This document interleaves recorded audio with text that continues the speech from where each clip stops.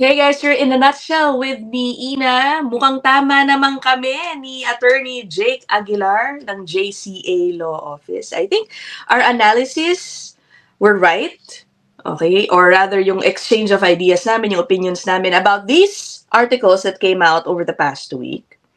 Oh, ito yan, no? Isa sa mga pinag-usapan namin in an episode, I think, a few days ago or a couple of days ago. This one saying IRCC may announce higher Canada immigration levels plan in November. Similarly, this one, ang sabi, Canada is likely to increase immigration targets in November 2025. Both Attorney Jake and I were parang may apprehensions kami dito sa sinasabi ng mga headlines. If you read it, some might perceive it as, yung Canada, magbubukas na ulit ng kanilang pinto sa mga tao. Yan. Mag-i-increase na ulit ng mga tatanggapin nilang new immigrants. Okay, well, in just a while, I will play with you a soundbite from no less than the Prime Minister himself talking about what we can expect dito sa paparating na immigration levels plan. Balik ko lang both are talking about itong paparating na levels plan sa November. O baka po hindi ninyo alam kung ano yan because every year, this time of the year, talagang naglalabas po ang Canada ng immigration levels plan kung saan nililay-out nila yung mga targets nila as in specific numbers sa yung bilang ng mga PR na kanilang tatanggapin in the different categories, in the different PR pathways.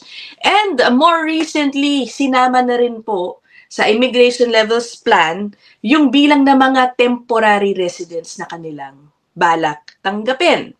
Okay, ano yan 3-year plan yan usually.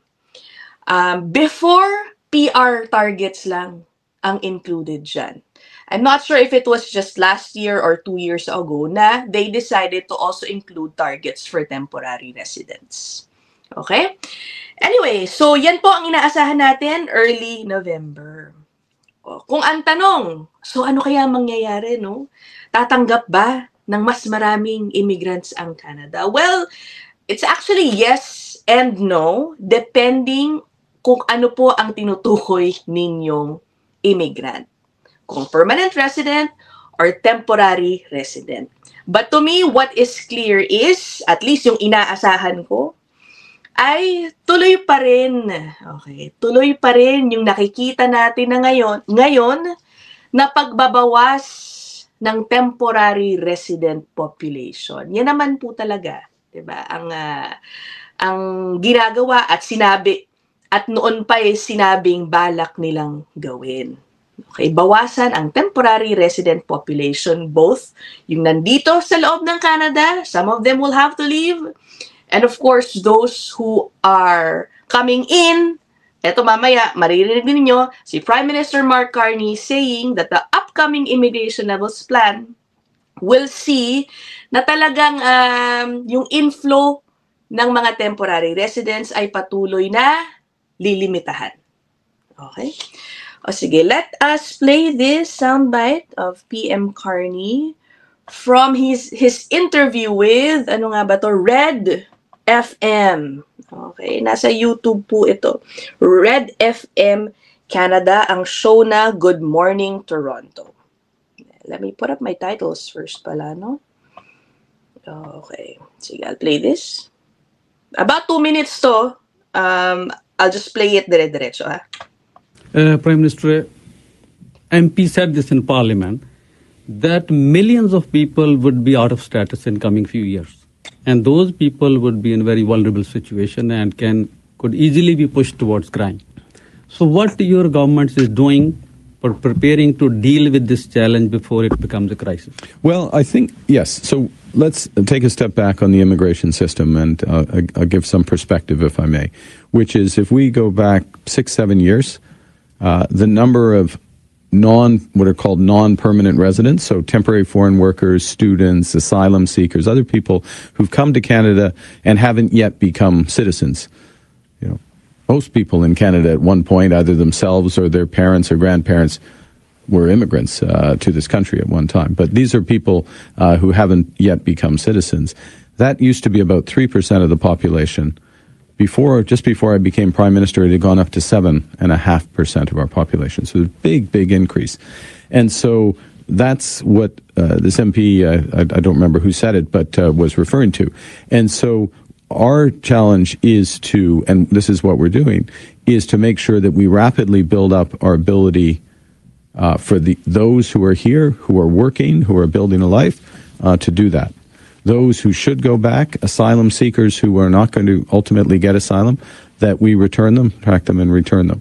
That we reduce the flow of new temporary Canadians, temporary residents in Canada, and I just gave you the figures on that, so we can manage down the overall level in a responsible way. And we're doing all of those things in about 2-3 weeks' time. We'll be releasing our immigration plan, our next immigration levels plan, and that will include many of the steps that we'll be taking around these issues. Umpisahan muna natin dun sa tanong, no, nung magiting na host. Hindi rin nga sa totoo lang sinagot ni Prime Minister Carney ito, no. Ang tanong po sa kanya, milyon ang inaasahang mawalan ng status in the coming years because of, all the policy restrictions that have been put in place.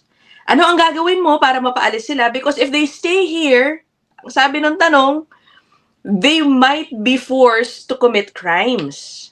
Diba? Kung mga wala na silang status. Sa totoo, hindi po siya nasagot ng diretso ni Prime Minister Carney. Instead, he identified, I'd say, 3 main points, no? So kung ano ang ginagawa niya at balak nilang ipagpatuloy gawin patungkol sa immigration. Una, ang sabi niya, they're making it easier, okay, for people who are already here in Canada, mga temporary residents, to become permanent residents. Okay, tama ba? They're making it easier. They're making the process easier for non-permanent residents to become permanent residents. Yun ang sabi niya, no?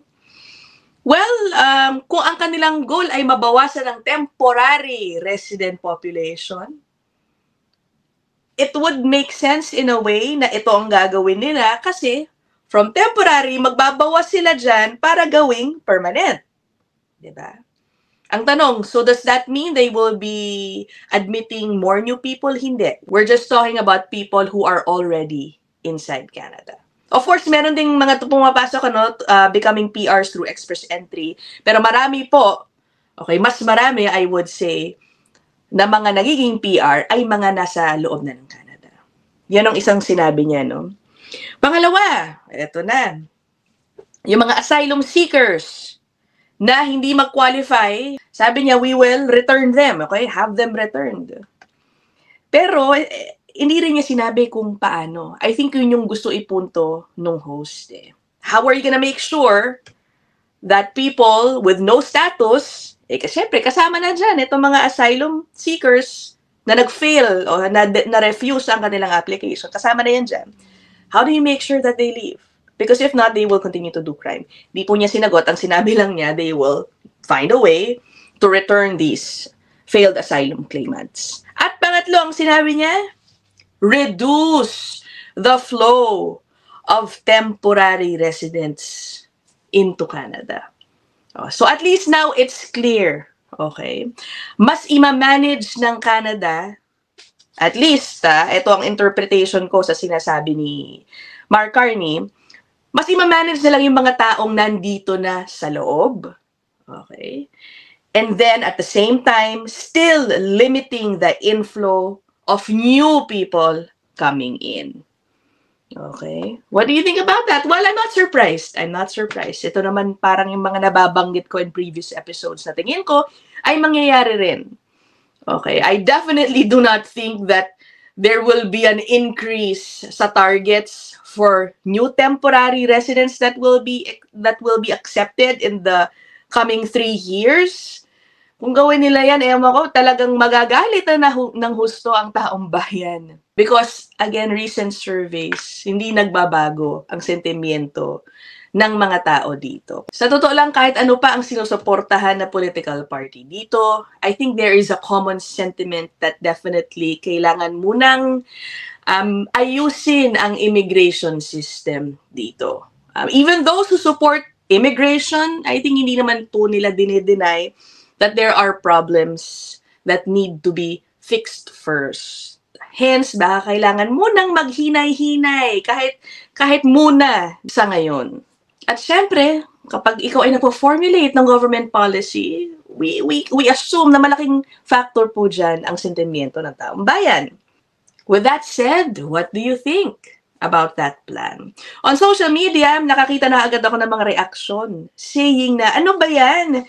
Ang plano pala niya, gawin ng PR ang lahat ng temporary residents dito. Extreme naman po yata yung ganung pananaw, no? I mean, it might sound that way, but I think he does not mean that. Una sa lahat, paano mangyayari yan? Pahirapan din nga ngayon ma-PR dahil ang laki ng pinapyas sa mga slots, okay, na binibigay sa bawat probinsya dito tungkol sa mga bilang ng PR na pwede lang tanggapin. Ang laki ng pinapyas, although recently, binago ng konti, parang nakikipag-negotiate yung mga probinsya, nabigyan mo pa naman kami kahit konti pa. So, dinadagdagan konti. But overall, malaki pa rin po ang binawas dyan. Now, another point I wanna raise is, if the government wants to absorb or make the process of becoming PR easier, I think one issue that needs to be addressed is the backlog. Diba? Yung backlog. Lalo na for the immigration levels plan, kung gusto nilang masunod yan, yung annual goals nila, kailangan nilang ayusin yung backlog. Because honestly, I think the backlogs, yung tagal ng backlogs, para masusurpass niya yung kada taon. Diba? So, hindi masusunod yung yearly targets kung ang processing ng iba't ibang mga immigration applications ay delayed. I'm not sure if I'm explaining myself well, ano. But anyway, let me show you this soundbite naman from an official in Ontario, MPP Alexa Gilmore. For example, no, in this soundbite, you will hear her talking about, nananawagan siya actually, sa gobyerno ng Ontario, na ayusin nyo naman yung mga problema ng OINP, yan po yung Provincial Nomination Program in Ontario, dahil sa delays. Okay? Na parang sa sobrang tagal ng processing time, kahit daw yung ibang mga tao na may invitation na, okay, to apply for the Provincial Nomination Program, sa tagal ng processing, nawala na ng status. When in fact, diba, nag-express na yung probinsya ng Ontario daw sa kanila na gusto nilang kunin ang mga ito. Okay, so these types of problems need to be addressed if the government wants to really meet its immigration targets. Diba? O, sige, puntahan muna natin to. NP program allows the province to nominate individuals for Canadian permanent residency based on their skills and the needs of the Ontario labor market. And now, for many, many years, this program has been broken, plagued by delays, needless red tape, weak enforcement, and applicants are left in limbo for months and for years. And the consequences for Ontario's economy, for these workers' lives, well, these consequences are devastating. Just last week, Ravi wrote to me, and he said, years of loneliness, years of missing home, years of constant, deliberate, hard work, juggling studies and shifts and sleepless nights, all in hope of a bright future. But when the time finally came for a peace, they just walked away. They left us with nothing. Was it all worth it? To Ravi, and all those left in limbo by this government on the OINP, let me say that this government has treated you cruelly and without compassion. It was Ontario that wooed you because we needed your skills. It was the Ford government that invited you to apply because your point score was so high. And then they asked you to pay $1,500 of your own money, and they told you that the average wait time was 150 days. And then something shifted, and it all broke. And now thousands of you have been waiting well beyond that. 484 days, 553 days with no transparency. Your work permits have run out. Your employers are now left without your skills because you can't work without that permit. You're left without health insurance, and yet And yet you are still holding out hope because this government said they needed you and wanted you, and all you had to do was apply and wait, and you just might have permanent residency. The Labor Minister, Mr. Piccini, has a lot to answer for. As the official opposition NDP, we stand with you, demanding transparency.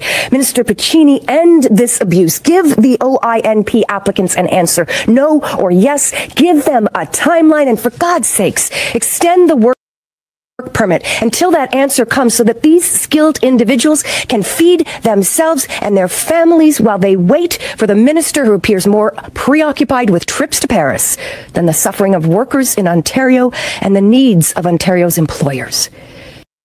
Okay, sige, align that there, ano? Kitang-kita nyo. Very passionate itong si MPP Alexa Gilmore. So, what do you think about that? By the way, kung meron po kayong nanonood dito na nakaka-relate dito sa sinasabi ni PMM Gilmore, put your story down there in the comment section. If I get enough of them, maybe I can compile it for a different episode para malaman natin kung ano yung mga pinagdadaanan ng mga kababayan natin when it comes to the backlogs, the delays in processing that is happening. Especially for examples like this, tulad ng sinasabi niya na na-invite ka na nga okay na sana Talagang sobrang taga lang. At baka yung iba, nawala na ng status. Diba? Ano ba naman yung...